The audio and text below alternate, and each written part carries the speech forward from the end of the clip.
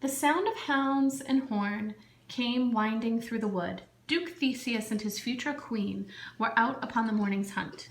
Presently the royal riders entered the glade and gazed down in wonderment upon the sleepers. "My lord, this is my daughter here asleep," cried Hermia's father, who was of the company.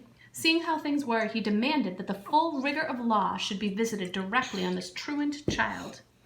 But when the lovers were awakened, all could see that, either by magic, witchcraft, or merely by true love finding out true heart, which must be magical enough, each now loved where he should, and each was loved by whom she would.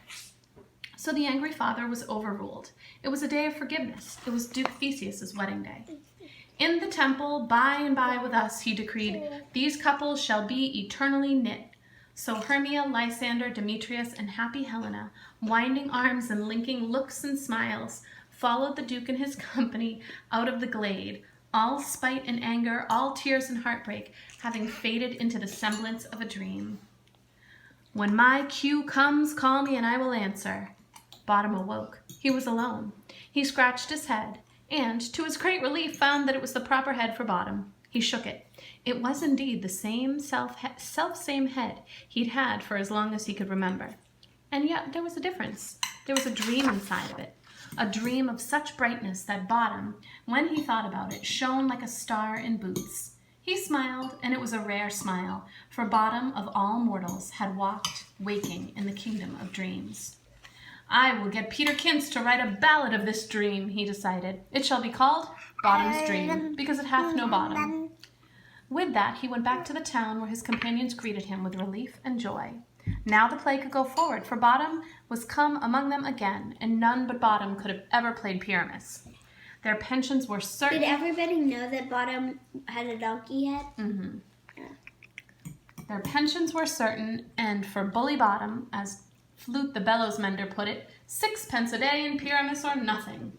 That very day the Duke and his queen and the 2 pairs of lovers were married with due solemnity, and that night the tragedy of Pyramus and Thisbe was enacted before them with all the delicacy, wit, and grace that Peter Kintz and his company could command.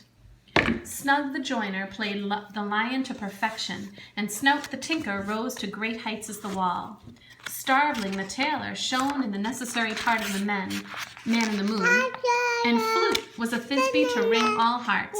But Bully Bottom was the weaver was best of all. He lived Pyramus, he died Pyramus, and lived again to take his bow, so powerfully that there was not, as they say, a dry eye in the house, although whether the tears shed were of grief or laughter, none could say. The play done, the married lovers went their ways to bed. For a little while the hall was empty, and then Puck and Oberon and Titania, with all their gossamer train, came with glow-worm lamps to bless the house and bid good night. Okay, now you can take a minute to narrate that part. Annabella, you guys can pause it and then listen to Annabella's narration if you want, or listen and then try to narrate.